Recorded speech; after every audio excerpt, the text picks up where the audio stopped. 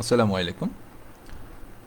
আশা করি আজকের এই ক্লাসের সাথে সংযুক্ত সকল শিক্ষার্থী এবং অন্যান্য যারা রয়েছেন তারা সকলে ভালো আছেন, সুস্থ আছেন।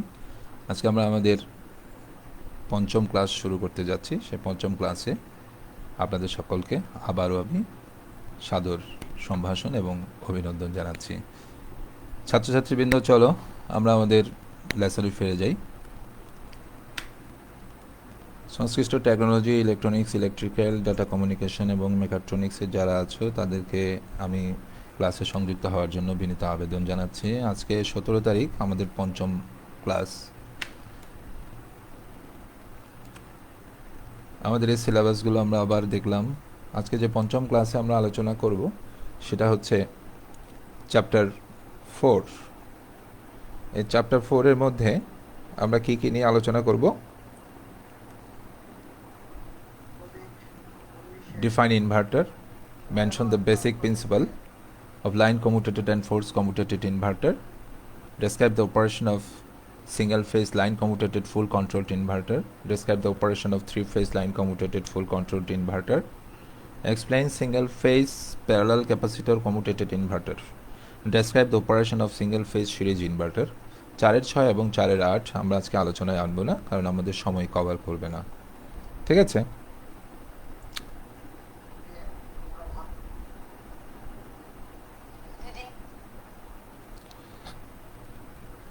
তাহলে আমরা চলে যাই যে ডিফাইন ইনভার্টার। যে ইনভার্টার কাকে বলে? যে সার্কিট বা ডিভাইসের সাহায্যে ডিসি পাওয়ারকে কাঙ্ক্ষিত মানের ভোল্টেজ ও ফ্রিকোয়েন্সির এসি পাওয়ারে রূপান্তর করা যায় তাকে বলা হয় ইনভার্টার। আমরা নিচে একটা চিত্র দিয়েছি, দেখো। প্রথম চিত্র একটা ডিসি সোর্স, একটা ব্লক ইনভার্টার। আমি আউটপুটে পাচ্ছি এসি, অর্থাৎ এই কথাটাকে আমি একটা ফিগারের মাধ্যমে প্রকাশ করলাম। আর ভেতরে যে সার্কিট, এখানে দেখো যে মসফেট দেওয়া রয়েছে। এই মসফেটের মাধ্যমে আমরা ইনভার্টার সার্কিট তৈরি করতে পারি, আবার এসিআর দিয়েও ইনভার্টার সার্কিট তৈরি করতে পারি, যার আউটপুট সাধারণত আমরা পেয়ে থাকি স্কোয়ার ওয়েভ। অর্থাৎ দেব ডিসি, আমরা পাবো নির্ধারিত ফ্রিকোয়েন্সির এসি।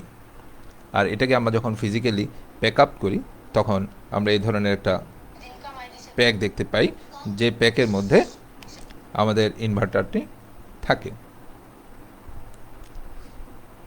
ঠিক আছে?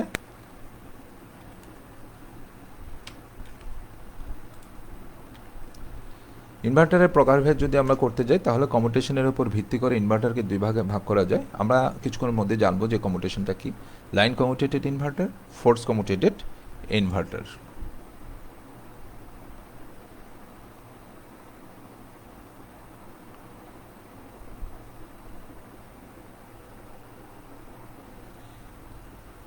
সার্কিট সংযোগ বা কানেকশনের উপর ভিত্তি করে ইনভার্টারকে তিন ভাগে ভাগ করা হয়েছে। একটা হলো series inverter, parallel inverter, bridge inverter. এবং ব্রিজ ইনভার্টারকে আবার দুভাগে ভাগ করা হয়েছে, একটা হচ্ছে হাফ ব্রিজ, একটা হচ্ছে ফুল ব্রিজ।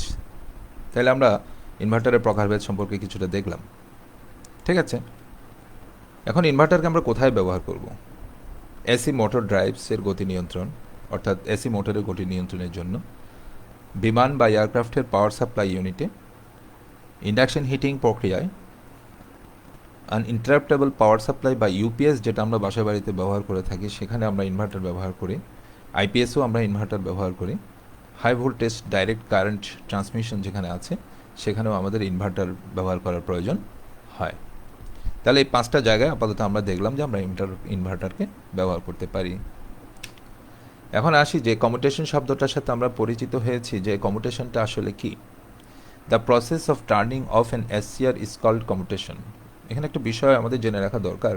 আমরা যখন ইনভার্টারের সাথে পরিচিত হয়েছিলাম তখন কিন্তু এসসিআরই একমাত্র অবলম্বন ছিল যে আমাদের ইনভার্টার তৈরি করার জন্য। তখন ইনভার্টার তৈরি করতে গিয়ে যখন আমরা এসসিআর ব্যবহার করতাম, দেখা যেত এসসিআরকে ট্রিগার করলে এসসিআর অন হয়, কিন্তু ট্রিগার করে কিন্তু এসসিআরকে আর অফ করানো যায় না, যেটাকে আমরা এসসিআরের লেচিং হিসেবে জানতাম।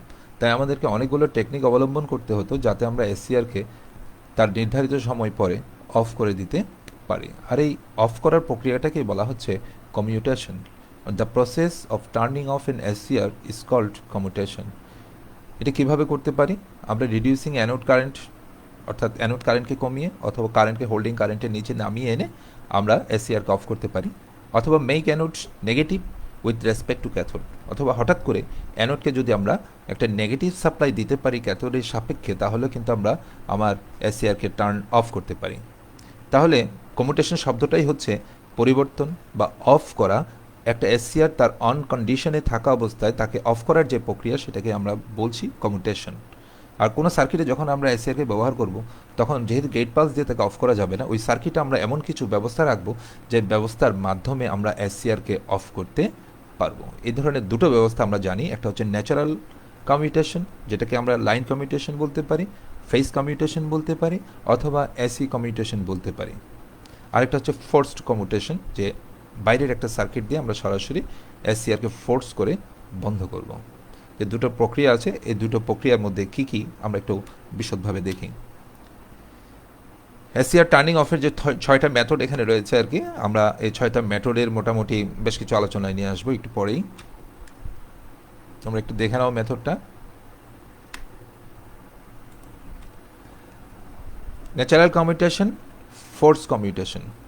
ন্যাচারাল কমিউটেশনটা হয় আমার শুধুমাত্র এসি লাইন দিয়ে, অর্থাৎ আমি যেই সাপ্লাই ভোল্টেজটা এসিআরে দেবো, সেই সাপ্লাই ভোল্টেজ দিয়ে এই এসিআর অটোমেটিক্যালি কমিউটেটেড হবে 50 হার্জ ফ্রিকোয়েন্সিতে।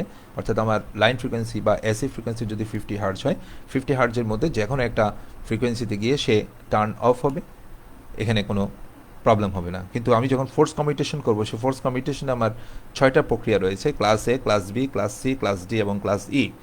এবং 6ষ্ঠ নম্বর প্রক্রিয়াটা হচ্ছে লাইন কমিউটেশন, যেটাকে আমরা ক্লাস এফ বলে থাকি। এখানে একটা পার্থক্য দিয়েছি যে ন্যাচারাল কমিউটেশন এবং ফোর্স কমিউটেশনের পার্থক্য। এই বিষয়গুলো আমি এনেছি এজন্য যে এটা সম্পর্কে যদি আমাদের জানা না থাকে, তাহলে আমরা ইনভার্টার পড়ার সময় এসিআরকে টার্ন অফ করার যে প্রক্রিয়াগুলো আছে সেগুলোকে ধরতে পারবো না।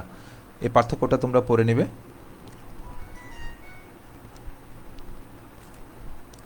এখানে দেখো এসিআর টার্ন অফ মেথড বা কমিউটেশন, প্রথমে যে চিত্রটা, এটাকে বলা হচ্ছে ক্লাস এ। একটা এসিআর এর ক্যাথোডের সাথে আমি একটা সিরিজ রেজোনেন্স সার্কিট লাগিয়েছি। যখন এসিআর কাজ করবে, এই সিরিজ রেজোনেন্স সার্কিটে এমন একটা ভোল্টেজ ডেভেলপ করবে যেটা এসিআরকে রিভার্স করে এসিআরকে বন্ধ করবে। সেই সাথে রয়েছে ক্লাস বি, এখানে একটা প্যারালাল রেজোনেন্স রয়েছে। এই প্যারালাল রেজোনেন্স দিয়েও আমরা এসিআরকে ফোর্স দিয়ে অফ করাতে পারি। এখানে রয়েছে একটা ক্যাপাসিটর, দুটো এসিআরকে অল্টারনেটিভলি আমাকে অন করতে হবে এবং অফ করতে হবে। ট্রিগার দিলে অন হবে, আর ক্যাপাসিটরের চার্জের মাধ্যমে আমি অল্টারনেটিভলি এসিআর 1 এবং এসিআর 2কে অফ করতে পারবো। এটাকে বলা হচ্ছে অক্সিলারি এসিআর। এটা শুধুমাত্র এটাকে টার্ন অফ করানোর জন্য ব্যবহার করা হয়েছে। এখানে একটা ডিভাইস ট্রানজিস্টর ব্যবহার করেছি, এই ট্রানজিস্টর দিয়ে আমরা এই এসিআরকে টার্ন অফ করতে পারবো। এটাকে বলা হচ্ছে ক্লাস ডি। এরপরে রয়েছে ক্লাস ই। আমরা গেটে একটা এক্সট্রা পালস দিয়ে যদি গেটকে আমরা রিভার্স করে দিতে পারি, তাহলে আমরা এটাকে টার্ন অফ করাতে পারবো।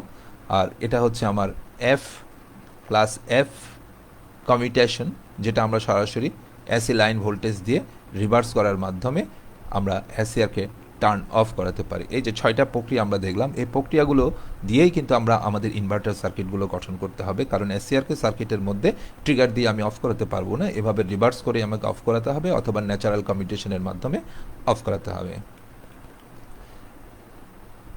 এখন আমরা চলে যাচ্ছি লাইন কমিউটেটেড ও ফোর্স কমিউটেটেড ইনভার্টার। লাইন কমিউটেটেড বলতে আমরা তো অলরেডি বুঝে গেছি যে যখন আমি কোনো ইনভার্টার তৈরি করব, সেই ইনভার্টারের যেই দুটো এসসিআর ব্যবহার করব, সেই এসসিআরগুলোকে যদি আমরা সরাসরি যে লাইন ভোল্টেজের মাধ্যমে রিভার্স করে টার্ন অফ করতে পারি, সেটাকে আমরা বলবো লাইন কমিউটেটেড ইনভার্টার। যেমন ফেজ কন্ট্রোলড কনভার্টার যখন ইনভার্টার মোডে কাজ করে, তখন তাকে লাইন কমিউটেটেড ইনভার্টার বলে। আমরা ব্যাখ্যাটা একটু পরে আসছি। লাইন কমিউটেটেড ইনভার্টারের ইনপুটের আরআরআইতে যখন এসি ভোল্টেজ থাকে, তখন এসি ভোল্টেজের দিক পরিবর্তনের সময় এসসিআরের কারেন্ট স্বাভাবিকভাবে শূন্য হলে সার্কিটটি বন্ধ হয়ে যায়। এই প্রক্রিয়াকে বলা হয় স্বাভাবিক বা ন্যাচারাল কমিউটেশন। এখানে একটা এসি সিগন্যাল দেওয়া আছে, যখন এসি তার ফেজ পরিবর্তন করে পজিটিভ থেকে নেগেটিভ দিকে যায়, তখন এখানে কিন্তু শূন্য হয়।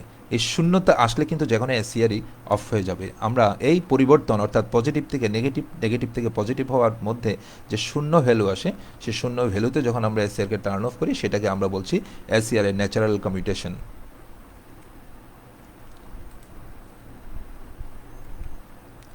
এরপরে ফোর্স কমিউটেশন। ডিসি সরবরাহের ক্ষেত্রে ইনভার্টারকে বন্ধ বা ইনপুট ভোল্টেজকে শূন্য করতে কিছু বাহ্যিক উৎসের প্রয়োজন হয়। এই পদ্ধতিকে বলা হয় ফোর্স কমিউটেশন। যে সকল ইনভার্টার পদ্ধতির উপর ভিত্তি করে, এই পদ্ধতির উপর ভিত্তি করে কাজ করে, তাদেরকে বলা হয় কমিউটেটেড ইনভার্টার। যেমন এখানে একটা এসসিআর দেওয়া হয়েছে, এসসিআরকে টার্ন অফ করার জন্য এখানে ক্যাপাসিটর ব্যবহার করা হয়েছে। এখানে যেহেতু ডিসি থেকে সে এসি তৈরি করবে, তাহলে একে টার্ন অফ করার জন্য কিন্তু কোনো এক্সট্রা এসি লাইন ভোল্টেজ এখানে নেই। একে অফ করার জন্য আমরা এখানে একটা ক্যাপাসিটর ব্যবহার করেছি, যাকে দিয়ে কিছুক্ষণের মধ্যে আমরা এসিআরকে রিভার্স করে ফোর্স অ্যাপ্লাই করে এসিআরকে টার্ন অফ করতে পারবো আমার যেই সময়টায় তাকে টার্ন অফ করা দরকার। এটাকে বলা হচ্ছে ফোর্স কমিউটেটেড ইনভার্টার। তাহলে আমরা কি বুঝতে পারলাম যে আমরা দু ধরনের ইনভার্টার নিয়ে আমরা আলোচনা করতে যাব, একটা হচ্ছে লাইন কমিউটেটেড, একটা হচ্ছে ফোর্স কমিউটেটেড। লাইন কমিউটেটেড ইনভার্টার হলো যেটা সরাসরি এসি লাইন ভোল্টেজের মাধ্যমে অফ করানো যায় এসসিআরকে, সেটাকে লাইন কমিউটেটেড। আর অন্য কোনো ফোর্স অ্যাপ্লাই করে, অন্য কোনো পদ্ধতি অবলম্বন করে যদি এসসিআরকে টার্ন অফ করা যায়, তাহলে সেটাকে আমরা বলবো force commutated inverter. Single phase line commutated full controlled inverter. এখানে আমরা দেখি, যদি আমরা একটু ভালো করে লক্ষ্য করি তাহলে দেখব শুধুমাত্র এই ভিএস এর পরিবর্তন ছাড়া বাকি সার্কিটটাই হচ্ছে একটা ফুল ওয়েভ ব্রিজ রেকটিফায়ারের সার্কিট। যেই ফুল ওয়েভ ব্রিজ রেকটিফায়ারে এসসিআর ব্যবহার কারণে আমরা এটাকে বলতে পারি যে একটি কন্ট্রোলড রেকটিফায়ার, একটি কন্ট্রোলড রেকটিফায়ার। কিন্তু এই রেকটিফায়ারের মধ্যে যে পার্থক্য সেটা হচ্ছে আমরা লোডের সাথে যদি বিপরীত পোলারিটিতে, অর্থাৎ এখান থেকে যে ডিসি আউটপুটটা পাবো সেই ডিসি আউটপুটের ঠিক বিপরীত পোলারিটিতে একটি সোর্স ভোল্টেজ ভিএসকে যুক্ত করে দেওয়া হয়, তাহলে আমরা এই কনভার্টার বা রেকটিফায়ারটিকে আমরা ইনভার্টার হিসাবে ব্যবহার করতে পারবো। কিন্তু ইনভার্টার হিসেবে ব্যবহার করতে গেলে কিছু শর্ত আছে, সেই শর্তটাকে আমরা একটু পরে জানছি। তাহলে এখানে আমরা একটু ব্যাখ্যাটা দিয়ে নিই। এখানে যে অ্যারোটা রয়েছে সলিড অ্যারো, এটা হচ্ছে T1 এবং T2 কারেন্ট, আর T3 T4 এর কারেন্ট। দুটো একসাথে দেওয়ার অর্থ হলো একবার যখন T1 এবং T2 ট্রিগার করা হবে তারা একসাথে কাজ করবে, আর যখন T3 এবং T4কে ট্রিগার করা হবে তারা একসাথে কাজ করবে। এ দুটো যখন অন থাকবে এ দুটো তখন অফ থাকবে, এ দুটো যখন অফ থাকবে T3 এবং T4 তখন অন থাকবে। আমরা সেভাবে এটাকে ট্রিগার করে নেব। এখানে আছে লোড আরএল, দুটো কারেন্ট এখানে আলাদা করে দেখানো হয়েছে। সলিডটা হচ্ছে T1 T2 কারেন্ট, এবং ড্যাশড যেটা সেটা হচ্ছে T3 এবং T4 এর কারেন্ট। দুটো একই সার্কিট কিন্তু একটু ভিন্ন কনফিগারেশন বলে আমি দুটোটাকে পাশাপাশি রেখেছি। ঠিক আছে, আমরা এখন দেখি ওই কার্ভ যেটা আমরা দেখেছি, এটা হচ্ছে আমরা যখন ফায়ারিং অ্যাঙ্গেল, অর্থাৎ এসসিআরকে কাজ করানোর যে অ্যাঙ্গেল রয়েছে সেটাকে বলা হয় ফায়ারিং অ্যাঙ্গেল।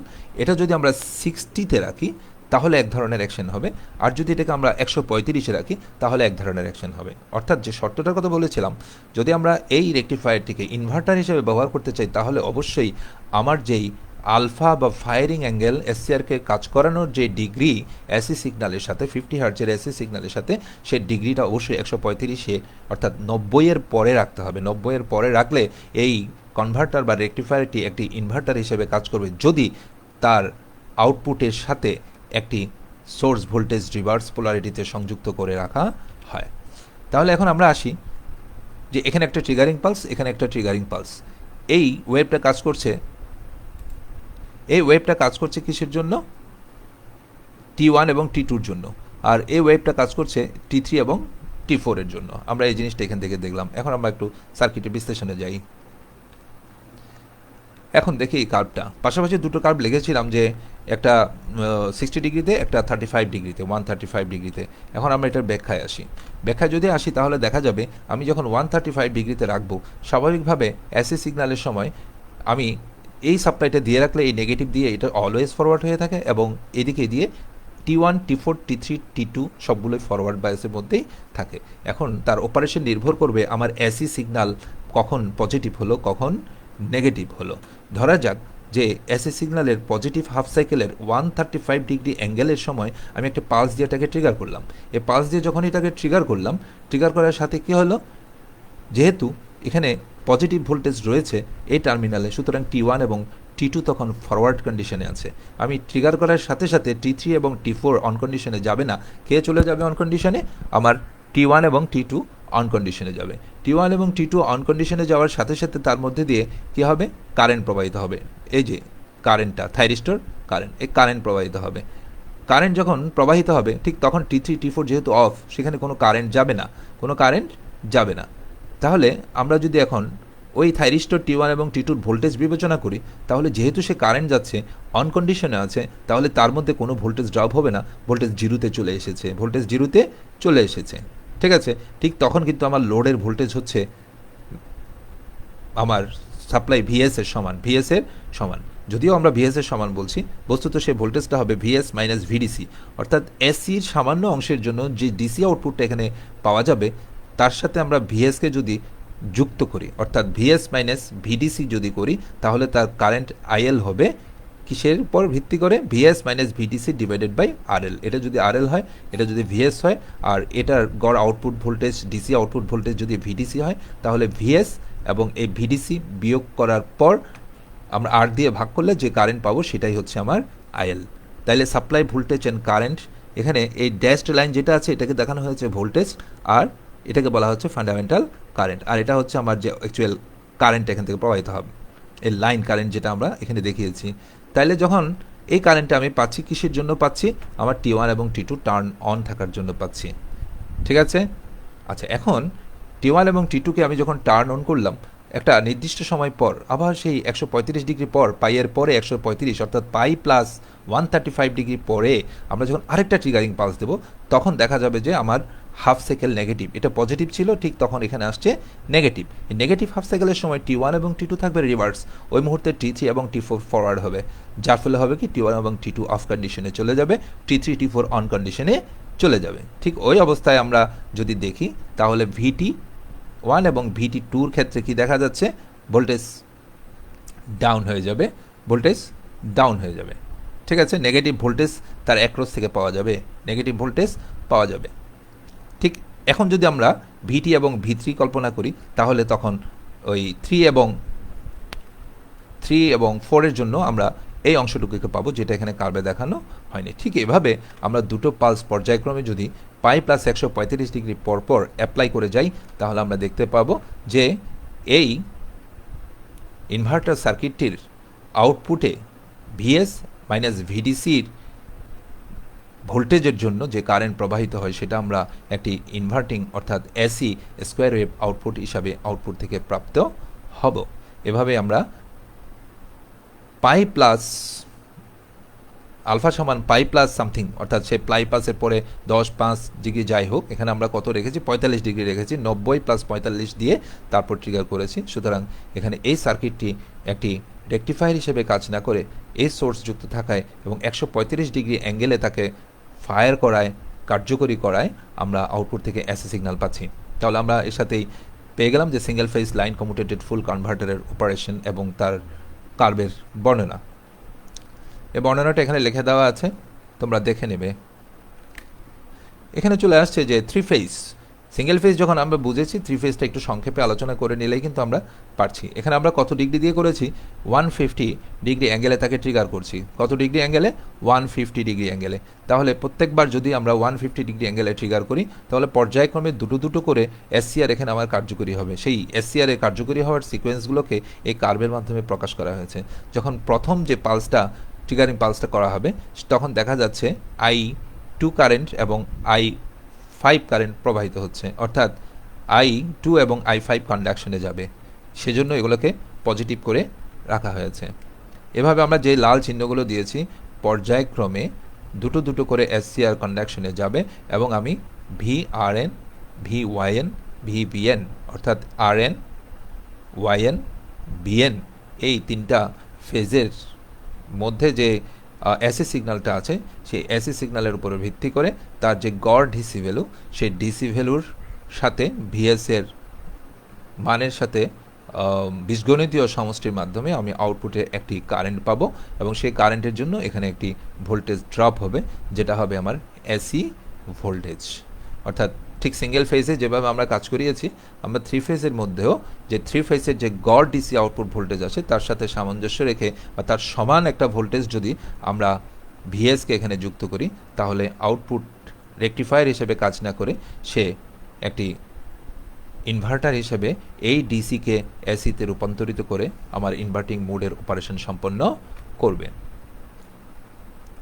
পর্যায়ক্রমে এখানে আমরা যদি দেখি T2, T5, T4, T5, T3, T4, এখানে অ্যারো দিয়ে দেখানো হয়েছে যে কখন কোনটা ট্রিগার করেছে, একটা পজিটিভ একটা নেগেটিভ, দুটো অংশ এখানে এসেছে, কারণ দুটো অংশ এখানে কাজ করছে। দুটো অংশের জন্য আমরা দুটো সিগন্যালকে পাবো। এই দুটো সিগন্যাল এই লোডের মধ্যে এখানে দেখানো হয়েছে, অর্থাৎ এটা একটা এসি, এটা একটা এসি ভোল্টেজ আমরা পাচ্ছি। ঠিক আছে, কিন্তু নর্মালি এখানে আমি এসি পাওয়ার কথা ছিল না, এখানে পাওয়ার কথা ছিল ডিসি, কারণ এটা একটা রেকটিফায়ার বা 3 ফেজ ব্রিজ রেকটিফায়ার, বাট এই ভিএসটা যুক্ত করার কারণে আমরা এখানে এভাবে পাচ্ছি। ঠিক আছে, এখানে তার ইকুয়েশন দেওয়া আছে কীভাবে আমরা ডিসি আউটপুটটা পাচ্ছি। এখানে যেটা রয়েছে যে single phase parallel capacitor commutated inverter, আমরা ক্যাপাসিটর দিয়ে যদি তাকে কমিউটেশন করি তাহলে এই single phase parallel capacitor commutated ইনভার্টারটা কীভাবে কাজ করে আমরা একটু আসি। যদি আমরা T1 এবং T2 দুটোর মধ্যে কাকে আগে কাজ করাবো, T1কে কাজ করাবো। ঠিক T1কে যখন কাজ করাবো তখন এই ক্যাপাসিটরের ভোল্টেজ থাকবে 2 VS। কেন থাকবে? T1 যখন কাজ করবে, কারেন্ট এই পথে যখন প্রবাহিত হবে তখন V1 এবং V1 এই দুটো ভোল্টেজ এখানে যুক্ত হবে। এই V1 এবং V1 হবে VS এর সমান, অর্থাৎ VS সমান এই V1 ইকুয়াল টু এই V1। তাহলে এই ক্যাপাসিটর যেহেতু দুটো কয়েলের অ্যাক্রসে আছে, তাহলে এই ক্যাপাসিটরের ভোল্টেজ হবে V1 যোগ V1 অর্থাৎ 2 VS, অর্থাৎ 2 VS। ঠিক এটা যখন দেখব তখন আমি কার্ভে দেখতে পাচ্ছি যে 2 VS এখানে রয়েছে। ঠিক 2 VS থাকা অবস্থায় আমরা হঠাৎ করে যখন এই IG2কে ট্রিগার করব, ঠিক ওই অবস্থায় দেখো VT1 এ কারেন্ট 0, যেহেতু সে কন্ডাকশনে আছে, যখন ভোল্টেজ 0 তার কারেন্ট হচ্ছে VS এর জন্য যে কারেন্ট, VS অনুযায়ী কারেন্টটা প্রবাহিত হবে এবং এটা হচ্ছে আউটপুট ভোল্টেজ হবে VS এর সমান। অর্থাৎ এখান থেকে আমি যে আউটপুটটা পাবো সেই আউটপুটটা V1 এ যে আউটপুট আছে সেই আউটপুটটা আমি এখানে পাবো, যেহেতু কারেন্টটা এদিকে প্রবাহিত হচ্ছে। ঠিক আছে, এখন যখন আমি 2কে ট্রিগার করব, 2কে ট্রিগার করার সাথে সাথে কারেন্ট এই 2 দিয়ে প্রবাহিত হবে এবং এই এসসিআরটা অফ হয়ে যাবে। এবং কীভাবে অফ হবে সেই প্রক্রিয়াটা হচ্ছে দেখার বিষয়। ক্যাপাসিটরই সেই অফ প্রক্রিয়াটা সম্পূর্ণ করবে কীভাবে? এখানে যখন সে এটাকে অন করে দেওয়া হবে, সাথে সাথে এই ক্যাপাসিটরটা ডিরেকশন দেখানো হয়েছে এই পথে সে ডিসচার্জ হবে। এই ক্যাপাসিটরের ভোল্টেজ তখন ডিসচার্জ হওয়া শুরু করবে, ডিসচার্জ হয়ে 0-তে আসবে। ঠিক ক্যাপাসিটর যখন ডিসচার্জ হবে, এই কয়েলের অ্যাক্রসে একটা নেগেটিভ ভোল্টেজ ড্রপ হবে, যেটা অর্থাৎ VT1কে সে কিছুক্ষণের মধ্যে সামান্য একটা ভোল্টেজ ডেভেলপ করে এটাকে রিভার্স করে দেবে। যখনই রিভার্স করে দেবে অটোমেটিক্যালি T1 অফ হয়ে যাবে। T1 অফ হয়ে যাওয়ার পর আমার আর কোনো প্রবলেম থাকলো না, আমার কমিউটেশন প্রক্রিয়া সম্পন্ন হয়ে গেল। তখন কিন্তু এই এসসিআরটি কাজ করছে, আর এসসিআরের কারেন্ট যেদিকে যাচ্ছে আমার ক্যাপাসিটর ডিসচার্জিং কারেন্ট ছিল তার সম্পূর্ণ বিপরীত, যার ফলেই এটা যেহেতু 2V, এখানে VS যাচ্ছে, সাথে সাথে আমার যে টোটাল VT1 এর অ্যাক্রসের ভোল্টেজটা নেগেটিভ হয়ে যাবে। নেগেটিভ হলে এই ক্যাপাসিটর তখন কী করলো, এটাকে শাট অফ করে দিল। অফ করার পর আবার এই ভোল্টেজটা ডেভেলপ করে 0-তে আসলো এবং যখন এই কারেন্টে প্রবাহিত হচ্ছে তখন ক্যাপাসিটর একটা তার আগের বিপরীত পোলারিটিতে আবার চার্জ গ্রহণ করা শুরু করবে। ঠিক আছে, গ্রহণ করা শুরু করাতে ক্যাপাসিটর চার্জ ভোল্টেজ -2 VS এ চলে আসলো এবং এই ভোল্টেজটা 2 VS এ চলে আসলো। কেন আসলো? কারণ এটা এখন অফ কন্ডিশনে আছে আর আমার কাজ করছে 2 এর কার্ভটা এখানে দেখানো হয়নি। আর ঠিক তখন এই কারেন্টটা কি হয়ে গেল, যেহেতু সে অফ তাই কারেন্ট 0 হয়ে গেল এবং আউটপুট ভোল্টেজ নেগেটিভ হয়ে গেল, কারণ আগের আউটপুট ভোল্টেজ ছিল VT1 এর জন্য, এখন আউটপুট ভোল্টেজ হচ্ছে VT2 এর জন্য। তাহলে দেখা গেল যে কীভাবে কমিউটেশন হলো এবং ট্রান্সফর্মটা হলো। আমরা পরে যাই।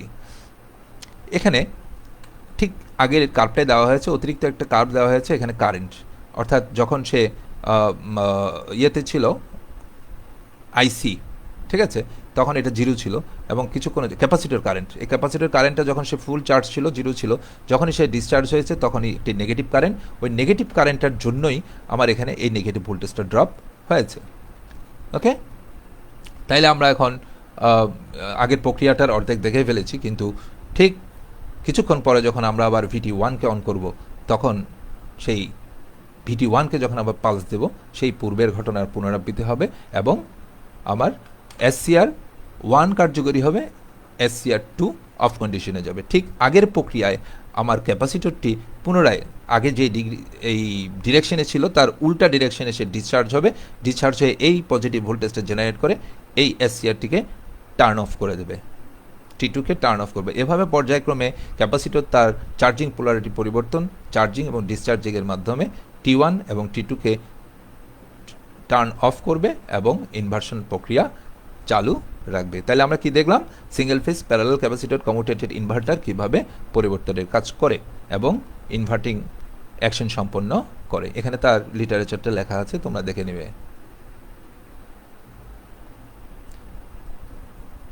সিঙ্গেল ফেজ সিরিজ ইনভার্টার, আমার হাতে সময় আর মাত্র 5 মিনিট আছে।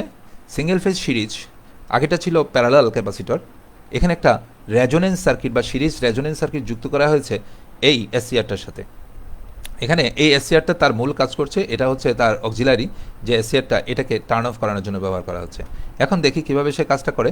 প্রাথমিক পর্যায়ে যখন আমরা সার্কিটটা কাজ শুরু করার সময় এই ক্যাপাসিটরের ভোল্টেজ হবে কত, মাইনাস ভিসিও, অর্থাৎ ভিএস এর সমান, এটা হবে ভিএস এর সমান ভোল্টেজ থাকবে। এবং ইনিশিয়ালি আইজি2তে কোনো ট্রিগার করা হবে না, গেট SCR1 এর গেটকে ট্রিগার করা হবে এবং ওই অবস্থায় আউটপুট ভোল্টেজ থাকবে ভিএস প্লাস ভিসিও ভিএল, অর্থাৎ ইন্ডাক্টরের ভোল্টেজ। তখন ইন্ডাক্টরের ভোল্টেজ থাকবে এটা যোগ এটার সমান, অর্থাৎ ইন্ডাক্টরের ভোল্টেজ এটা যোগ এটার সমান, এবং এই ভোল্টেজটা হচ্ছে মাইনাস ভিসিও এর সমান, অর্থাৎ মাইনাস ভিএস এর সমান। এই অবস্থায় আমাকে ট্রিগার করতে হবে এই SCR1কে ট্রিগার করা মাত্র কী হবে, SCR এর মধ্যে কারেন্ট প্রবাহ শুরু হবে। এই SCR এর কারেন্ট প্রবাহ শুরু হচ্ছে, যেটা আউটপুট কারেন্ট, এবং যেটা IS বা সোর্স কারেন্ট, অর্থাৎ VS এর সোর্স কারেন্ট এবং আউটপুট কারেন্ট যে প্রবাহিত হবে সেটা সমান।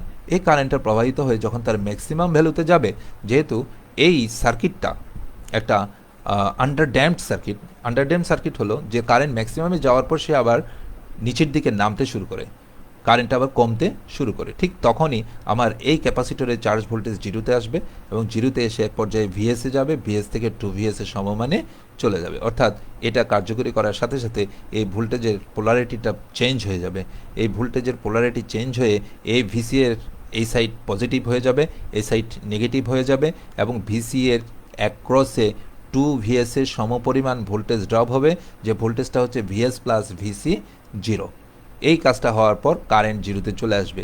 জিরোতে চলে আসলে কোনো কারেন্ট যাবে না, ফলে ইন্ডাক্টরের ভোল্টেজ আস্তে আস্তে জিরোতে চলে আসবে, যেহেতু কোনো কারেন্ট নেই এবং ক্যাপাসিটরের ডিসচার্জ হওয়ার কোনো পথ নেই, তাই ক্যাপাসিটরের ভোল্টেজটা এখানে চার্জ ভোল্টেজ হিসাবে সংরক্ষিত থাকবে।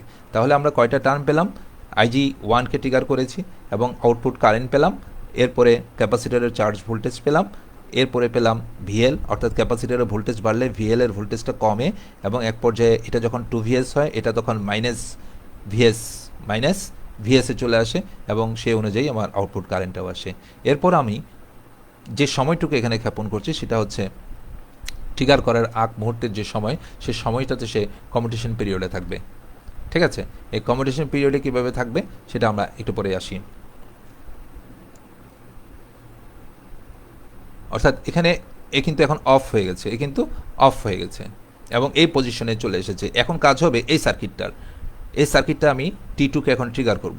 আচ্ছা, এখানে আমি কিছুটা বলে ফেলি, T2কে যখনই আমি ট্রিগার করব তখনই এই ক্যাপাসিটর ডিসচার্জ হওয়া শুরু করবে। আগে কারেন্ট ছিল এই দিক থেকে এই ডিরেকশনে, এখন কারেন্ট যাচ্ছে এই ডিরেকশনে, যার ফলে এই কারেন্টটা উল্টা দিকে যাবে এবং এই ক্যাপাসিটর কিছুক্ষণের মধ্যেই তার ম্যাক্সিমাম ভ্যালুতে গিয়ে আবার শূন্য মানে চলে আসবে। শূন্য মানে যখন চলে আসবে তখন এখানে যে কারেন্টটা হবে সেটা পূর্বের ভোল্টেজ এবং কারেন্টের সমান, কিন্তু তার বিপরীত। এবং একটা পর্যায়ে যখন T2 টার্ন অফ হবে তখন এই ভোল্টেজটা আবার আগের ভোল্টেজের সমমানে চলে আসবে, যেভাবে আমরা পেয়েছিলাম এই TR1কে ট্রিগার করার পূর্ব মুহূর্তে। তাহলে দেখা যাচ্ছে এটা পজিটিভ চার্জ হয়ে গেছে, যেটা নেগেটিভ দিয়ে শুরু করেছিলাম, সেকেন্ড ফেজে এসে এটা পজিটিভ চার্জ হয়ে গেছে। ঠিক আছে, এই পজিটিভ চার্জের পর আমি ব্যাখ্যাটা তো আগে দিয়ে দিয়েছি, T2 ট্রিগার করার পর এটা আবার আগের অবস্থায় চলে আসবে, অর্থাৎ এই T2কে ট্রিগার করার পর এই ভোল্টেজটা আবার এখানে ডেভেলপ করেছে, এটা আন্ডার ড্যাম্প হিসাবে এসে জিরোতে চলে এসেছে এবং ক্যাপাসিটরের চার্জ ভোল্টেজ মাইনাস ভিসিওর সমমানে চলে এসেছে এবং আবার সেই মোড 1-এর পূর্বের অবস্থায় ফিরে এসেছে। ঠিক আছে, তাহলে আমরা এই সিরিজ ইনভার্টার কিভাবে একটা সিরিজ রেজোনেন্স সার্কিট ব্যবহার করে আমরা SCR এর কমিউটেশনের মাধ্যমে ইনভার্টারের কাজ করাতে পারি সেটা পেয়ে গেলাম। ঠিক আছে, আমার মনে হয় এখানে আর কোনো সমস্যা থাকবে না। এই কার্ভটা এখানে দেখা যাচ্ছে, তোমরা কার্ভটা একটু বিশ্লেষণ করার চেষ্টা করবে। আর এই কার্ভগুলো কিন্তু তুমি পরীক্ষার খাতায় সরাসরি লিখতে পারবে না, তোমাকে আরেকটু সংক্ষেপ করে লিখতে হবে, যেটা তোমাদের বইতে আছে ওখান থেকে মিলিয়ে নিও। বোঝানোর জন্য আমাকে ইলেবোরেটলি কিন্তু কার্ভের অনেকগুলো ব্যাখ্যার অবতারণা করতে হয়েছে। এখানে এই ইনভার্টার কীভাবে কাজ করে তার অপারেশনের স্টেপ বাই স্টেপগুলো পয়েন্ট আকারে লিখে দেওয়া আছে। আমার লেকচার এখানে শেষ হয়ে গেল। আমরা আজকে 4টা বিষয় আলোচনা করলাম। তোমরা প্রশ্ন জেনারেট করে আমাকে কমেন্টস লাইনে লেখার চেষ্টা করবে। আমি চেষ্টা করব পরের ক্লাসে প্রশ্নগুলো নিয়ে আলোচনা করতে। এখানে কিছু কোয়েশ্চেনিয়ার দেওয়া আছে, এই কোয়েশ্চেনগুলো তোমরা বাসায় বসে সমাধান করবে। সমাধান করে পরীক্ষার জন্য প্রিপারেশন নেবে। যেহেতু আমরা এখন খুব একটি ক্রুশিয়াল মোমেন্ট অতিক্রম করছি, আল্লাহর কাছে সবাই দোয়া করতে হবে যেন আমরা সবাই সুস্থ থাকি, আমরা সবাই যেন সামর্থ্যবান থাকি এবং কোভিড-19কে আমরা যেন প্রতিহত করার মতো যোগ্যতা, শক্তি, সামর্থ্য আল্লাহর পক্ষ থেকে অর্জন করতে পারি। এই বিষয়টা আমরা পরস্পরের জন্য দোয়া করব। নিশ্চয়ই আল্লাহ আমাদের দোয়াকে কবুল করবেন। আমরা অনেক খারাপ অবস্থায় আছি, সারা বিশ্বের মুসলমান, সারা বিশ্বের সকল ধর্ম অবলম্বী যারা আছি, আমরা পরস্পরের জন্য দোয়া করব, এটা আমরা আশা করছি। এখন আমরা আগামী ক্লাসে যে টপিক্সটা নিয়ে আলোচনা করব সেটা হচ্ছে চ্যাপ্টার 5। সেই সাথে হয়তো আমার যে দুটো টপিক্স আমি এখানে বাদ দিয়ে গেছি সময়ের স্বল্পতার জন্য, সেই দুটো টপিক্স আনবো, এখান থেকে হয়তো কয়েকটা বাদ যাবে, তবে চ্যাপ্টার 5ই থাকবে আমাদের মূল আলোচ্য বিষয়। সেই চ্যাপ্টার 5 যে চপারটা নিয়ে আমরা আলোচনা করব, principle of operation of chopper, describe the operation of voltage step down chopper, explain the operation of voltage step up chopper, Jones chopper, এবং analyse the operation of two quadrant chopper, explain the operation of AC chopper. এই কয়েকটা chopper circuit নিয়ে আমরা আলোচনায় যাব।